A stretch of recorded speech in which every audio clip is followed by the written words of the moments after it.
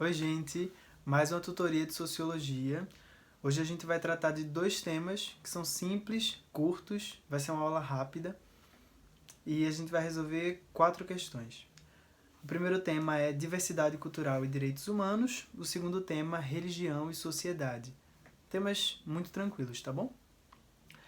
A gente vai fazer a retomada de alguns conceitos nesse primeiro momento, depois a gente parte para as questões, tá? O primeiro conceito que a gente vai retomar é o de cosmopolitismo.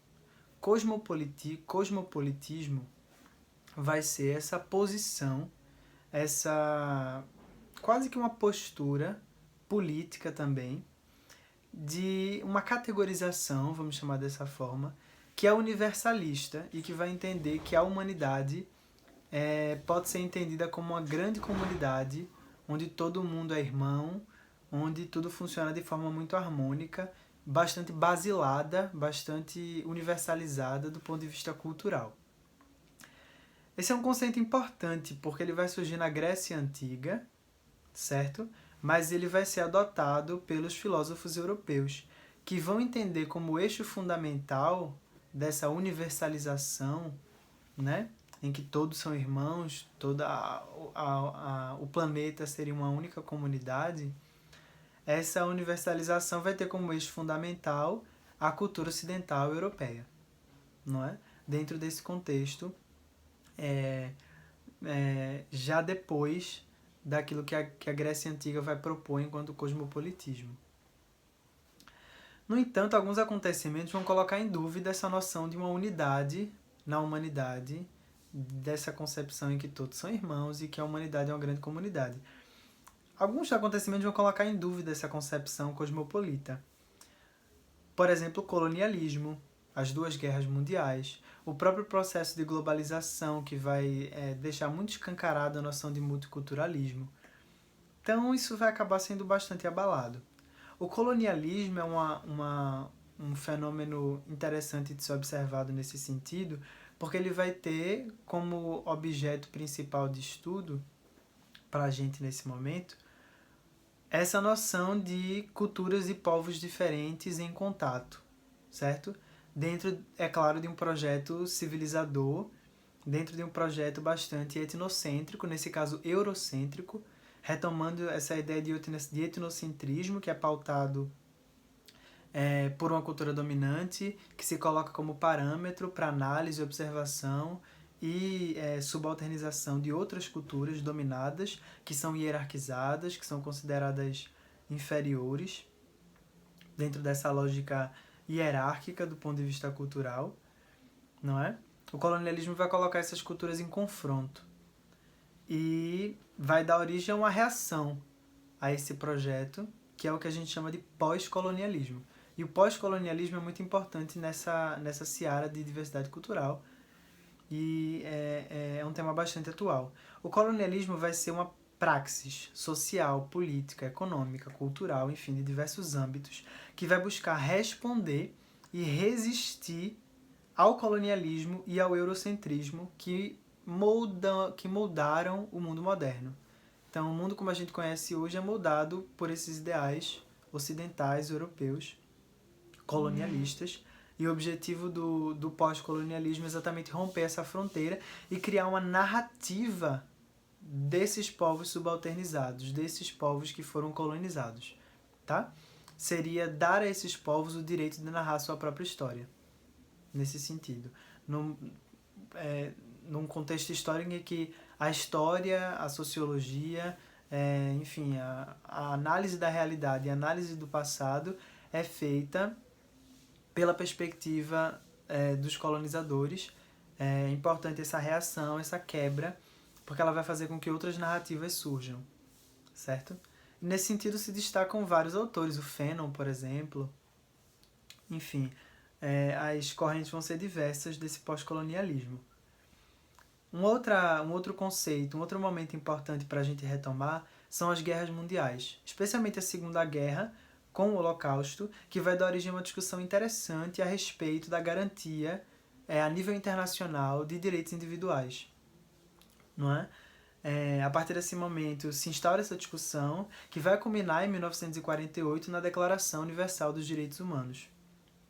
Essa declaração, como o próprio nome diz, universal. E aí surge o questionamento, como é que ela pode ser uma declaração universal se ela remete exatamente a essa questão da diversidade cultural? Como é que se respeitam particularidades do ponto de vista cultural em uma declaração que se propõe universal? Quer dizer, não há uma contradição aí?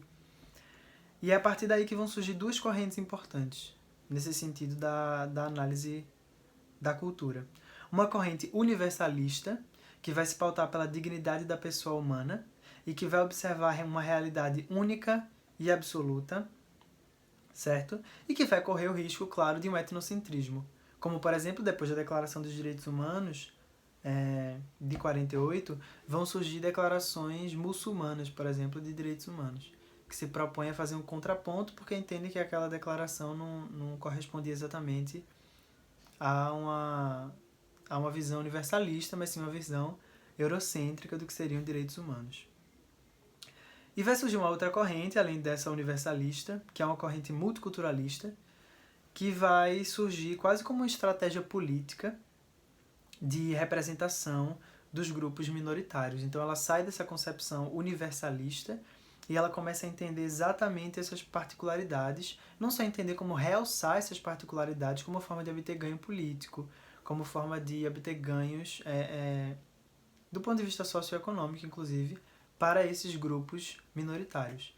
Então, para o multiculturalismo, não só essas particularidades devem ser consideradas, como elas devem ser realçadas, sabe? Enquanto que o universalismo está muito mais preocupado com os pontos de encontro entre esses diversos grupos sociais.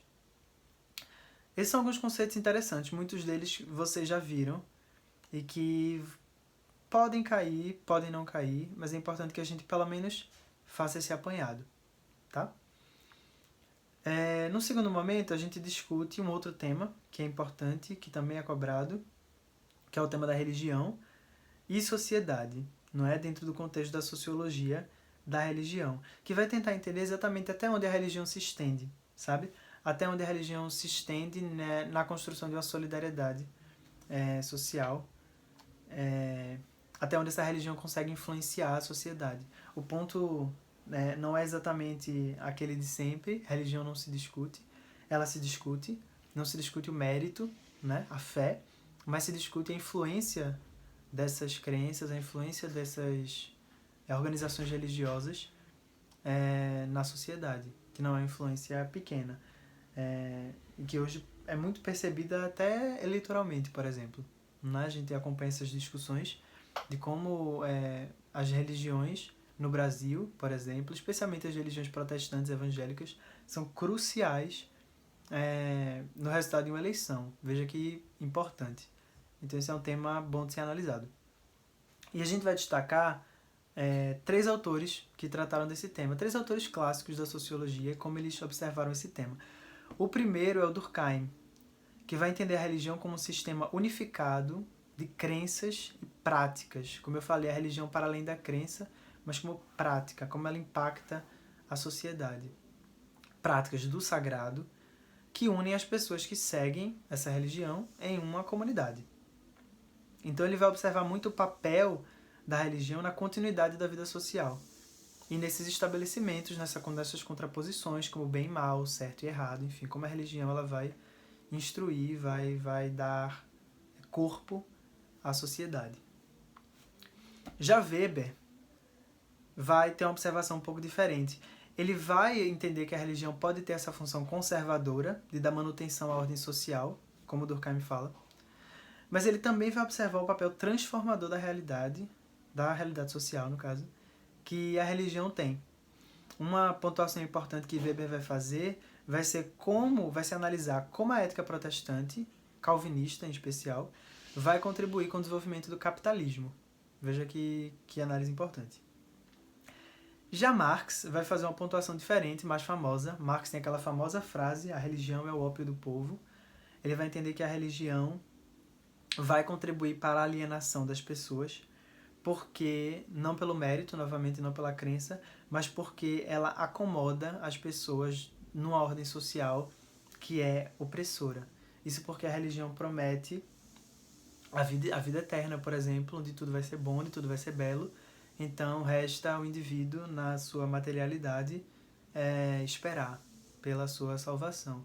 Então, isso acomoda, isso amortece aquele corpo que não reage às injustiças do mundo. Então, para Marx, a religião vai ser uma espécie de anestésico das situações de exploração da vida material. Tá? Fora isso, o Enem gosta muito de tratar questões de fundamentalismo religioso e de diversidade cultural em relação à religião. Então, é importante a gente lembrar o que não precisa necessariamente ser revisto por nós, das principais religiões do Brasil: o catolicismo, o protestantismo, a religião evangélica, o espiritismo. É importante a gente entender a diferença entre Umbanda e Candomblé, nas religiões de matriz africana, entender a luta dessas religiões pela busca da sua alteridade, não é? O Candomblé como uma religião que vem da África e que é praticada no Brasil, tem raízes africanas muito fortes.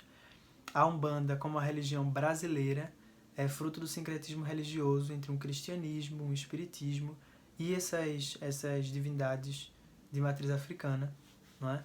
Como essas religiões vão ter um papel de resistência muito forte em virtude da intolerância religiosa, tá?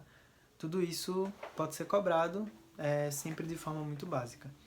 Vamos ver aqui 4 questões, tá?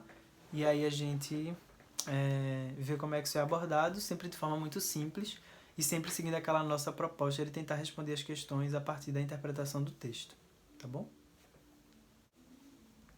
A primeira questão de Enem vai dizer o seguinte: em algumas línguas do Moçambique não existe a palavra pobre. O indivíduo é pobre quando não tem parentes. A pobreza e a solidão, a ruptura das relações familiares que na sociedade rural servem de apoio à sobrevivência. Os consultores internacionais, especialistas em elaborar relatórios sobre a miséria, talvez não tenham em conta o impacto dramático da destruição dos laços familiares e das relações de entreajuda. Nações inteiras estão se tornando-se órfãs e a mendicidade parece ser a única via de uma agonizante sobrevivência. Então perceba que o texto vai destacar como que a análise da miséria nesses países africanos, em Moçambique nesse caso, não leva em conta os laços familiares. Quer dizer, como que essas relações familiares são importantes na sobrevivência dos indivíduos. Uma vez que há essa entreajuda, há essa relação importante para a sobrevivência dos indivíduos. Vamos ver a questão. Em uma leitura que extrapola a esfera econômica, o autor associa o acirramento da pobreza a, letra B seria a resposta mais adequada, fragilização das redes de sociabilidade. É isso que diz o texto, não é? O acirramento da pobreza estaria associado, para muito além das questões econômicas, puramente econômicas, estaria associado a uma fragilização das redes de sociabilidade. Nesse caso, uma sociabilidade específica que ele fala, que é o ambiente familiar, as relações familiares, certo? Então, a letra B, novamente, o texto sempre muito incisivo, como a gente sempre fala. A questão 2 vai dizer o seguinte: muitos países se caracterizam por terem populações multiétnicas. Com frequência, evoluíram desse modo ao longo de séculos. Outras sociedades se tornaram multiétnicas mais rapidamente como resultado de políticas incentivando a migração ou por conta de legados coloniais e imperiais. Do ponto de vista do funcionamento das democracias contemporâneas, o modelo de sociedade descrito demanda simultaneamente, novamente letra B, universalização de direitos e respeito à diversidade. Perceba, ele vai falar de uma sociedade multiétnica, onde há, enfim, uma população bastante diversa do ponto de vista étnico, e como isso pode ser resultado de diversos fatores, migração, legados coloniais, ou até mesmo um processo natural, mais natural, de encontro entre etnias e culturas. Do ponto de vista do funcionamento das democracias contemporâneas, o modelo de sociedade descrito vai demandar o quê dentro de um regime democrático? Vai demandar a garantia de direitos, a universalização desses direitos, ao mesmo tempo em que há um respeito à sua diversidade. Quer dizer, isso vai entrar um pouco naquela esfera do multiculturalismo que a gente falou, não é? Como é importante, para além da universalização dos direitos, no sentido de uma isonomia, todos são iguais perante a lei, é importante, para além disso, um respeito à diversidade e a essas especificidades desses grupos sociais, certo? Então a letra B, muito clara, questão muito fácil. Já a questão 3 vai dizer o seguinte: na antiga vila de São José del Rei, a atual cidade de Tiradentes, na primeira metade do século XVIII, mais de 5.000 escravos trabalhavam na mineração aurífera de ouro. Construíram sua capela, dedicada a Nossa Senhora do Rosário. Na fachada, colocaram um oratório com a imagem de São Benedito. A comunidade do século XVIII era organizada mediante a cor, por isso cada grupo tinha sua irmandade, a dos brancos, dos crioulos, dos mulatos, dos pardos. Em cada localidade se construía uma igreja dedicada a Nossa Senhora do Rosário. Com a decadência da mineração, a população negra foi levada para arraiais com atividades lucrativas diversas. Eles foram e ficou a igreja. Mas hoje está sendo resgatada a festa do Rosário e o terno de Congado. Perceba, ele fala que a situação econômica fez com que os negros se afastassem do culto religioso de Nossa Senhora do Rosário, no caso do espaço físico, pelo menos, da igreja, mas que hoje é uma tendência de resgate dessas manifestações culturais tradicionais. O que é que vai dizer a questão? Na lógica analisada, as duas festividades retomadas recentemente na cidade mineira de Tiradentes têm como propósito... Qual é o propósito dessa retomada? Letra A. Valorizar a cultura afrodescendente e suas tradições religiosas. Essa deve ser a questão mais fácil até aqui. A letra A é a resposta correta. É exatamente isso que o texto fala, não é? Ou ao menos se não fala, ele não fala tão claramente, mas a gente deduz, não é? Se há uma tendência, a igreja... Veja a questão, o texto fala: eles se foram e ficou a igreja. Mas hoje está sendo resgatada a festa do Rosário e o terno do Congado. Perceba, é um resgate. Qual é o interesse nesse resgate? Em fazer com que essas pessoas reocupem esses espaços e essas atividades sejam retomadas, não é? É no sentido de valorizar essa cultura afrodescendente e essas tradições religiosas, com certeza. As outras alternativas não fazem muito sentido em relação ao texto. Questão 4 vai dizer: pude entender o discurso do cacique Aniceto na Assembleia dos Bispos, Padres e Missionários, em que exigia nada mais, nada menos que os índios fossem batizados. Contestava a pastoral da Igreja de não interferir nos costumes tribais, evitando missas e batizados. Para Aniceto, o batismo aparecia como o sinal do branco, que dava reconhecimento de cristão, isto é, de humano, ao índio. Então perceba, a estratégia do cacique aqui vai ser batizar os índios, para que os índios sejam vistos, como diz o próprio texto, sejam reconhecidos como humanos. Perceba que é uma estratégia de sobrevivência, né? Não é necessariamente uma decisão super acertada do ponto de vista cultural, porque há uma perda cultural, mas para a sobrevivência dessa população, essa é a única forma de garantir o reconhecimento dessas pessoas perante o seu colonizador. O objetivo do posicionamento do cacique Chavante em relação ao sistema religioso externo às tribos era: letra A. Flexibilizar a crença católica e os seus rituais como forma de evolução cultural. Não é isso, não há uma noção de evolução cultural estabelecida, mas muito mais de resistência. Apesar do reconhecimento dessa religião como parte do outro, do sentimento de defesa da sua própria identidade cultural, étnica. Letra B. Acatar a cosmologia cristã e suas divindades como orientação ideológica legítima. Não é essa a noção da religião cristã como uma orientação ideológica legítima, mas como uma noção de resistência, como a gente falou. Letra C. Incorporar a religiosidade dominante e seus sacramentos como estratégia de aceitação social. É isso, não é? É muito mais uma questão de sobrevivência, de estratégia. Letra D. Prevenir retaliações de grupos missionários como defesa das práticas religiosas sincréticas. Não faz muito sentido isso aqui. Letra E. Reorganizar os comportamentos tribais como instrumento de resistência da comunidade indígena. Não foi isso que foi feito. Não há uma resistência a partir dos comportamentos tribais, mas a partir de um processo de aceitação dessa cultura, dessa religiosidade dominante, como forma de sobrevivência, né? Então a alternativa mais correta seria a letra C. Foi isso então. Foi rápido hoje, foi mais curto. Espero que vocês tenham aprendido um pouquinho melhor, né? A gente pode resolver outras questões sobre isso, tá? Eu recomendo a vocês.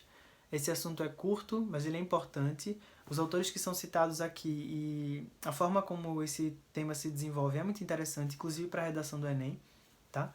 Então, estudem e a gente se vê na próxima.